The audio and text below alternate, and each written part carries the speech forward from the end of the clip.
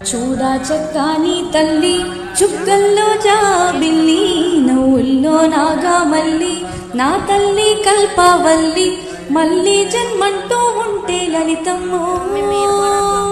ఓ తల్లి నీ సేవకి పుడతా మాయమ్మ తల్లి నీ సేవకి పుడతా మాయమ్మ చూడా చక్కాని తల్లి చుక్కల్లో జాబిల్లి నవ్వుల్లో నాగామల్లి నా తల్లి కల్పవల్లి